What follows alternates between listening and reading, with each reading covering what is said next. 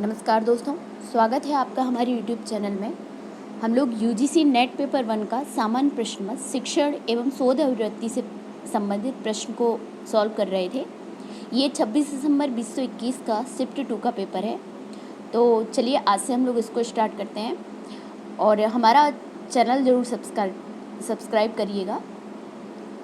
इसमें हम लोग मैथ के क्वेश्चन स्किप करते हैं, स्टार्ट करते हैं। हाँ, क्वेश्चन नंबर 6 से स्टार्ट करते हैं।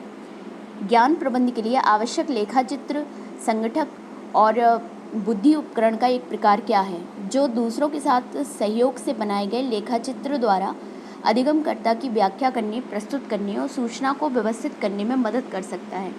तो यह है अवधारणा मानचित्र। तो इसकी व्याख्या पढ़ लेते हैं। एक अवधारणा मानचित्र एक आरेख या चित्रात्मक उपकरण है जो अवधारणाओं एवं विचारों के बीच संबंधों को दृष्टिगत रूप से प्रदर्शित करता है। अधिकांश अवधारणा मानचित्र विचारों को बॉक्स या गोले के रूप में चित्रित किया जाता है। यह पदानुक्रम से संरक्षित होते हैं एवं रेखाओं तथा तीरों से जुड़े होते हैं। अवधारणा मानचित्र ज्ञान प्रबंध के लिए आवश्यक लेखाचित्र संगठक और बुद्धि उपकरण का एक प्रकार है जो लेखाचित्र द्वारा अधिगमकर्ता की व्याख्या को प्रस्तुत करने में मदद कर सकता है। अगला है उस प्रक्रिया का नाम है, क्या नाम है जिसमें श्रोता वक्ता को सुने नए संदेश और संप्रेषित संदेश के विषय में प्रतिपुष्टि प्रदान करता है और उसे बताता है कि उसे किस प्रकार आदर किया जा रहा है। तो ये होता है सेंटरिंग व्यवहार। ठीक है, सेंटरिंग व्यवहार में क्या होता है? ये एक ऐसा दृष्टिकोण है जो व्यवहारात्मक विज्ञान से अंतर्दृष्टि एवं डिजाइन सोच से दृष्टिकोण को पर्यावरण चुनौतियों के लिए सफल समाधान बनाने हेतु मिश्रित करता है। यह विकासवादी ढांचे का उपयोग करते हुए नवीनतम निष्कर्षों को एकत्रित करता है। इसके अतिरिक्त इस दृष्टिकोण में श्रोता वक्ता को सुने गए संदेश और संप्रेषित संदेश के विषय में प्रतिपुष्टि प्रदान करता है। अगला है, सूची दी गई है संगठन और मूक के पाठ्यक्रम की प्रकृति को बताना है इसमें। तो इसमें CEC, इग्नू और NIOS और NITTR।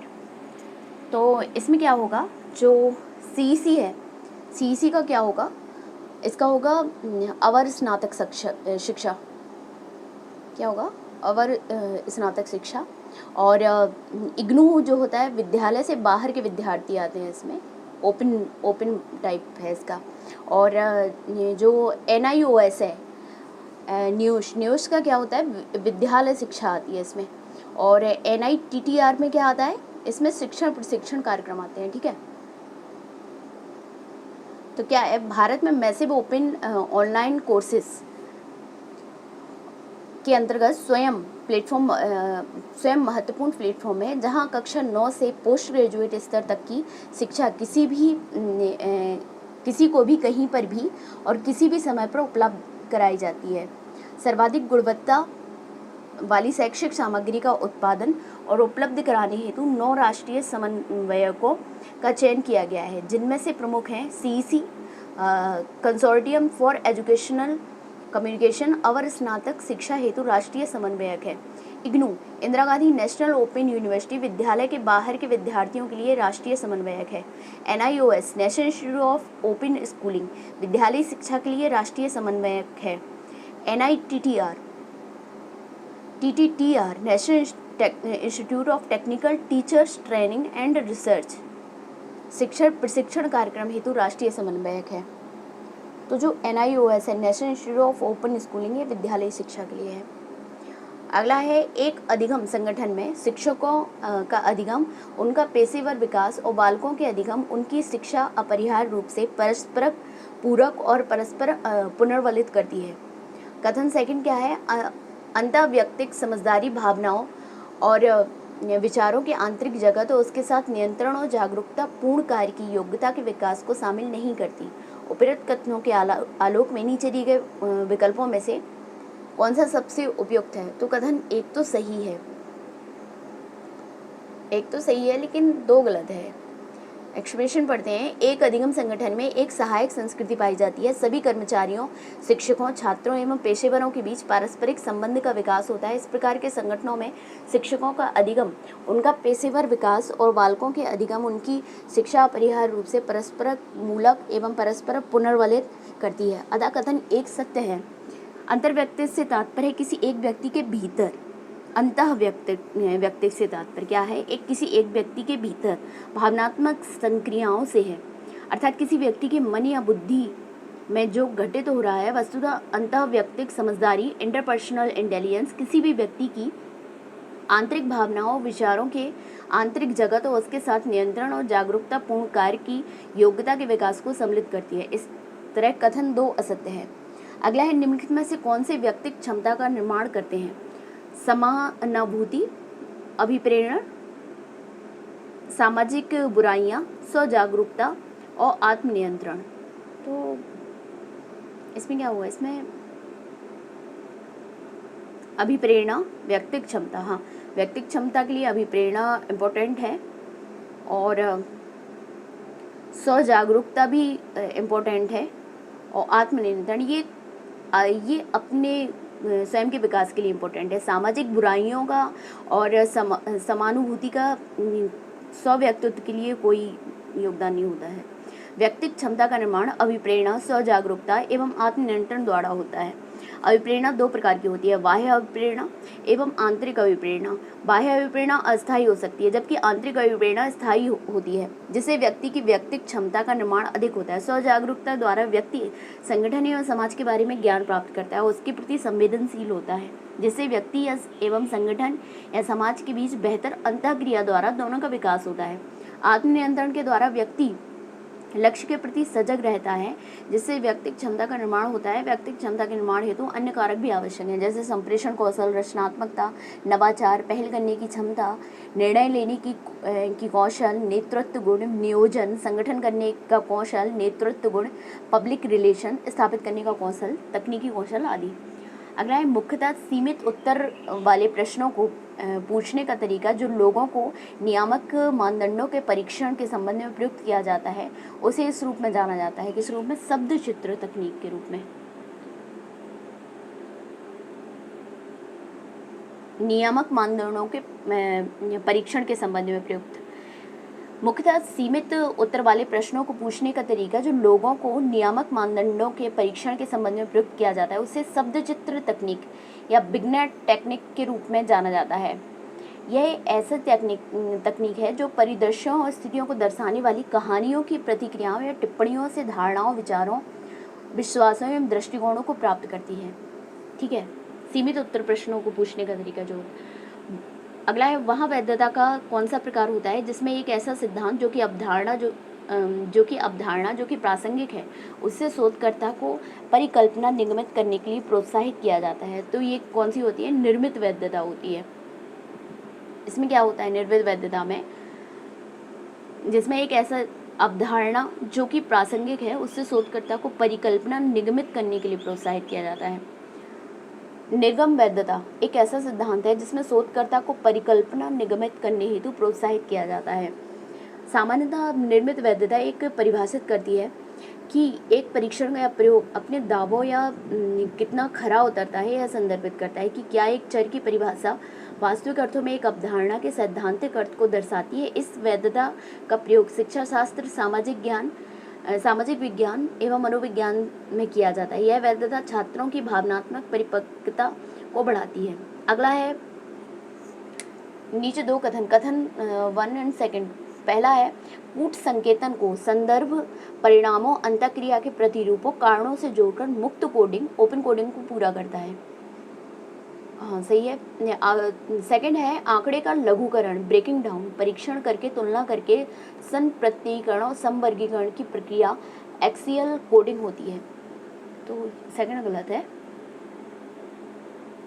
ये गलत है, ये सही है। ठीक है, इसमें क्या है? हाँ, सी सही होगा।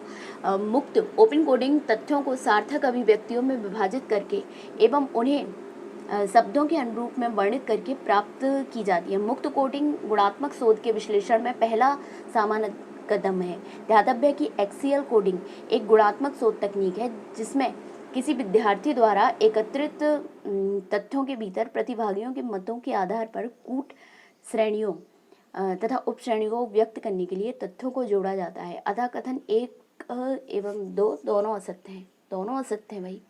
इसमें कूट संकेतनों को संदर्भ, परिणामों, अंतःक्रिया एवं प्रतिरूपों को कारणों से जोड़कर मुक्त कोडिंग को पूरा करते हैं।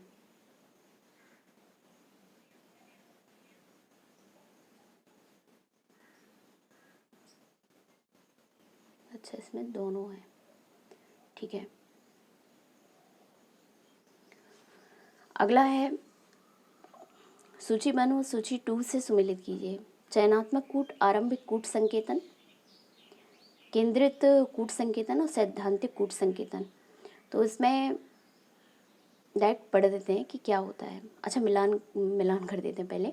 इसमें जो चयनात्मक कूट होता है, ये क्या होता है? मुख्य कोटि चयन करने की प्रक्रिया व्यवस्थित तरह से इसे दूसरे कोटियों से जोड़ते हुए उस संबंध को वैधता प्रदान करना, उन कोटियों को पूरा करना जिसके आगे भी परिशुद्ध विकसित करने की आवश्यकता है। और नेक्स्ट है आरंभिक कूट संकेतन। आरंभिक कूट संकेतन क्या होता है? आंकड़े से आंकड़े की तुलना करना, निकट रहते हुए आंकड़ों में क्या बदल रहा है उसके लिए उद्यत रहना। कूट को छोटा, साधारण, परिशुद्ध और सक्रिय बनाना होता है। केंद्रीय कूट संकेतन में क्या होता है? केंद्रीय कूट संकेतन में होता है सर्वाधिक महत्वपूर्ण और बारंबार आने संकेतन वाले आरंभिक कूट की खोज करना, जो कि सर्वाधिक विश्लेषण परक समझा जाता है। केंद्रित में क्या होता है? आरंभिक कूट की खोज होती है। और चयनात्मक क्या होता है? मुख्य कोटि का चयन होता है इसमें, दूसरी कोटियों से जोड़ते हुए। और लास्ट बचा सैद्धांतिक कूट संकेतन। इसमें क्या होता है? सैद्धांतिक कूट संकेतन में होता है कि यह कोटियों के बीच संभावित संबंध का ब्यौरा देती है, यह समकलनात्मक है, ठीक है। चयनात्मक कूट संकेतन, यह कूट संकेतन तथ्यों के विश्लेषण के अंतिम चरण को संदर्भित करता है। चयनात्मक कूट संकेतन का लक्ष्य केंद्रीय वर्गीकरण श्रेणी को उद्घाटित करना है।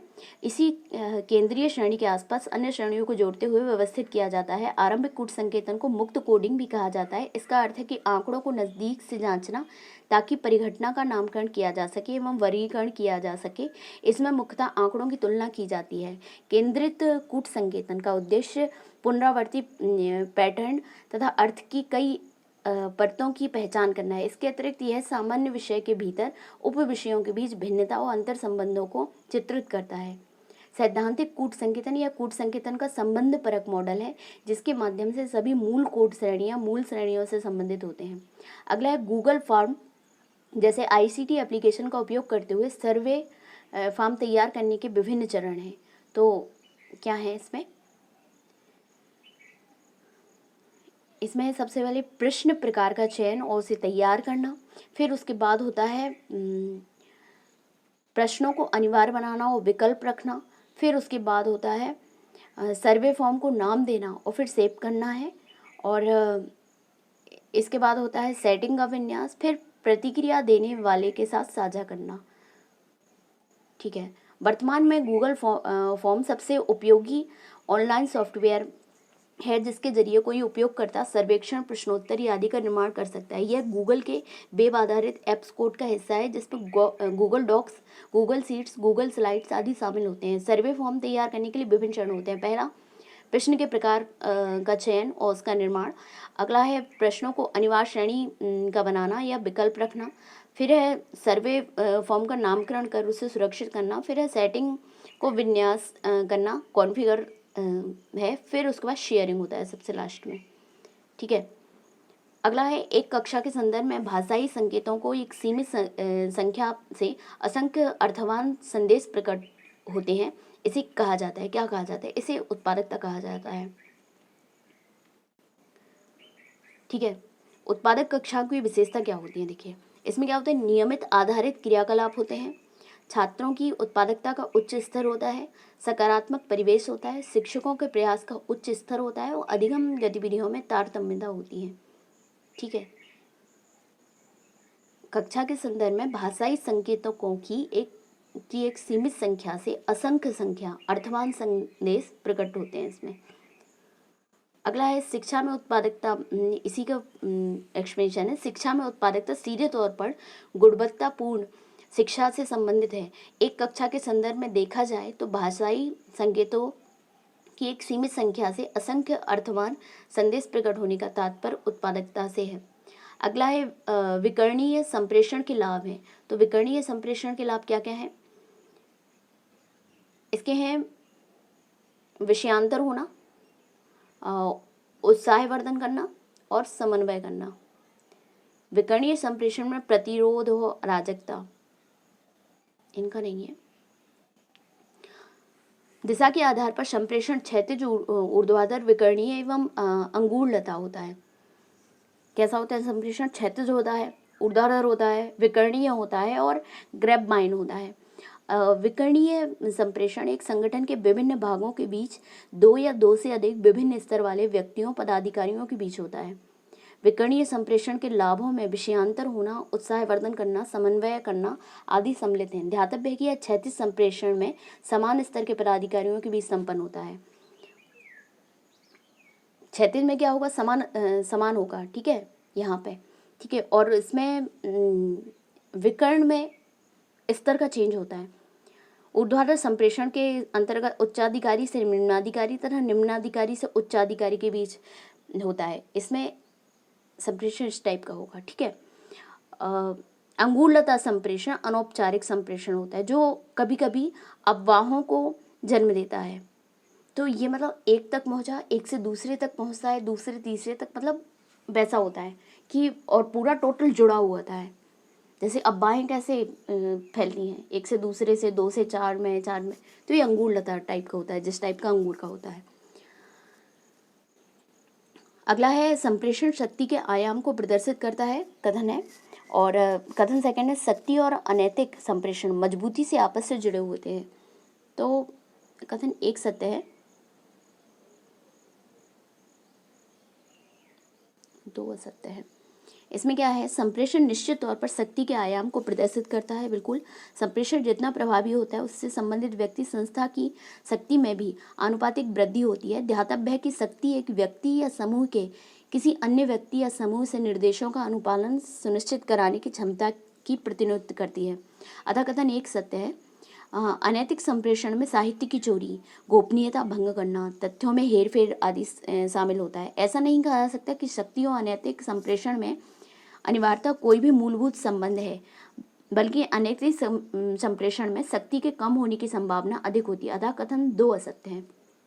अगला है विशेषज्ञों द्वारा सूचीबद्ध संप्रेषण में सांस्कृतिक गतिरोधकों के सही क्रम को पहचानिए। सूचीबद्ध संप्रेषण में सांस्कृतिक गतिरोधों का, इसमें क्या होगा?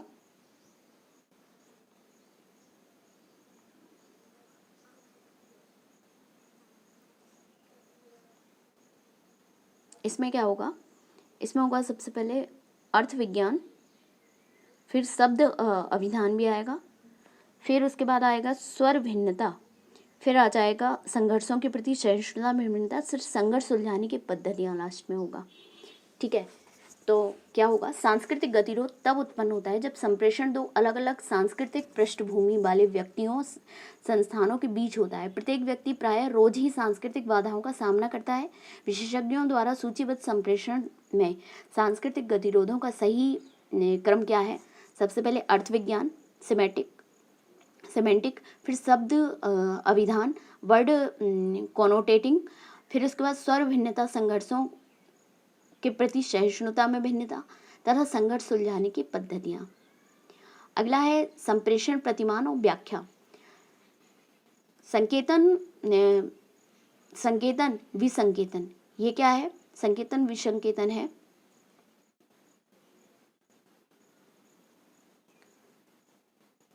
एक प्रक्रिया के रूप में संप्रेषण की कल्पना करना जो भाषा का उपयोग करती हो, ठीक है। निहितार्थवादी में क्या होता है कि भाषा का सुद्देश्यपूर्ण उपयोग होता है, मतलब उसका निहितार्थ निकले कुछ, परिप्रेक्ष्य लेना क्या होता है इसमें? परिप्रेक्ष्य लेना दूसरों के विचारों की यथार्थवादी कल्पना। और डायलोजिज्म में क्या होता है? भाग लेने वाले स्वायत्त सूचना संशोधित होते हैं, संशोधन होता है ना डायलोलिज्म, वर्ड से ही कुछ चीजें स्पष्ट हो जाती हैं। संकेतन का अर्थ है एक संदेश का निर्माण जिसके द्वारा एक व्यक्ति दूसरे व्यक्ति के साथ संवाद करना चाहता है। दूसरी ओर विसंकेतन से अभिप्राय संकेतित संदेश का पता लगाना है। इसके अंतर्गत संप्रेषण एक प्रक्रिया के रूप में संपन्न होता है तथा भाषा का इस्तेमाल होता है। निहितार्थवादी संप्रेषण में भाषा का सौद्देश्यपूर्ण उपयोग करके निहित अर्थ का पता लगाया जाता है। परिप्रेक्ष्य लेना वस्तुतः यह समझने की क्षमता है कि कोई स्थिति किसी अन्य व्यक्ति को कैसे दिखाई देती है एवं वह व्यक्ति संबद्ध स्थिति पर संज्ञानात्मक और भावनात्मक रूप से कैसे प्रतिक्रिया कर रहा है। डायलोलिज्म से तात्पर्य किसी वस्तु के अर्थ का पता लगाने के लिए बातचीत या साझा संवाद का उपयोग है। इस तरह सही उत्तर बी होगा। अगला है, ये वाले तो मैथ्स के क्वेश्चन है, इनको स्किप करते हैं।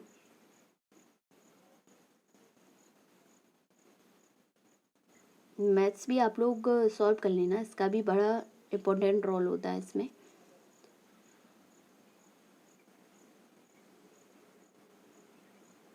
ये वाला क्या है? तर्क वाक्य का विरोधी वर्ग, ये देख लेते हैं बाद में। 27 से स्टार्ट करते हैं। जब एक हेतु दो विपरीत दृष्टिकोणों के मध्य मानसिक दोलन की स्थिति के प्रस्तुतिकरण के आगे नहीं जाना जाता है तो यह प्रकरण जाना जाता है। किसे? प्रकरण सम हेत्वाभास से। किसे आना जाता है? प्रकरण सम हेत्वाभास से। एक्सप्लेनेशन पढ़ देते हैं। प्रकरण समस्तु सा एव यस्य हेतु साध्य विपरीत साधकम हेत्वन्तरम विद्यते अयमेव ही सत्य प्रतिपक्ष इति चोच्यते। अर्थात प्रकरण सम वह हेत्वाभास है जिस हेतु के साध्य के विपरीत अर्थ का साधक अन्य हेतु विद्यमान होता है। इस प्रकार प्रकरण सम हेत्वाभाव में हेतु दो विपरीत दृष्टिकोणों के मध्य मानसिक दोलन की स्थिति के प्रस्तुतिकरण के आगे नहीं जाता है। इस प्रकार विकल्प सी सत्य है। अगला है, तर्क दोष का नाम बताइए। कुछ अच्छे अभिनेता बलशाली मनुष्य नहीं होते हैं। सभी पेशेवर पहलवान बलशाली पुरुष होते हैं, इसलिए सभी पेशेवर पहलवान अच्छे अभिनेता होते हैं। तो सकारात्मक निष्कर्ष निकल रहा है और नकारात्मक आधार वाक्य निकल रहा है। ये थोड़ा सा तर्क से निकलता है, इस टाइप का सी सेट में आता था। दिए गए न्याय वाक्य में नकारात्मक आधार वाक्य से सकारात्मक निष्कर्ष दिया है। एक नकारात्मक आधार से एक सकारात्मक निष्कर्ष तब निकाला जाता है।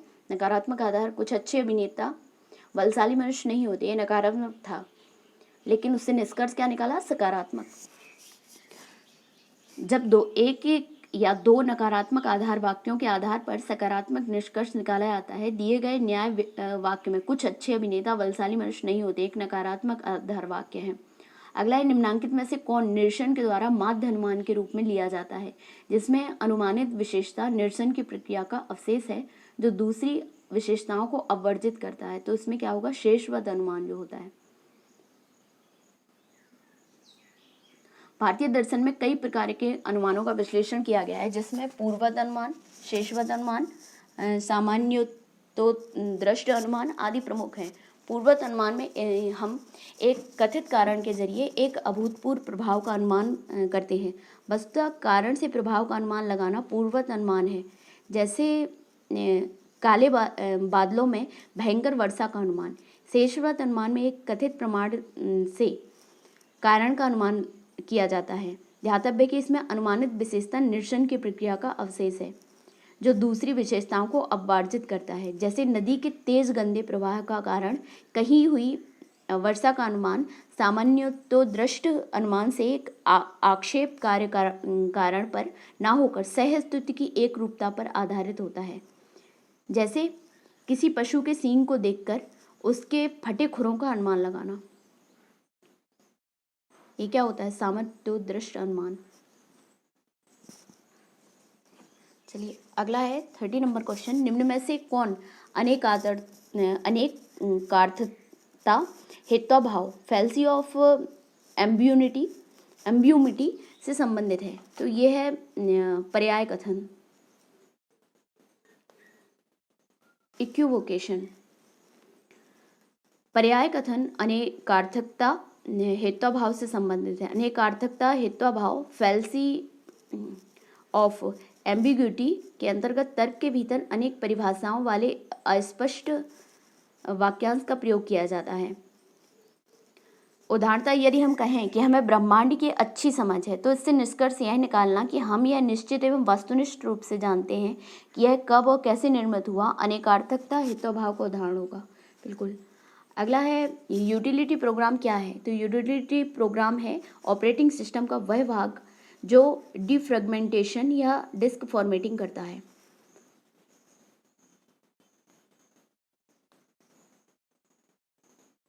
यूटिलिटी प्रोग्राम एक सॉफ्टवेयर का प्रकार है जो उपयोगकर्ता का कंप्यूटर के रखरखाव संबंधी कार्य मुख्य रूप से कंप्यूटर एवं इसके उपकरणों या इसके प्रोग्राम के प्रबंधन से संबंधित कार्यों को करने की अनुमति देता है। यह सॉफ्टवेयर कंप्यूटर के कार्य को सरल बनाने, कंप्यूटर से अशुद्धियों को दूर करने और सिस्टम के विभिन्न सुरक्षा कार्यों को संपन्न करता है।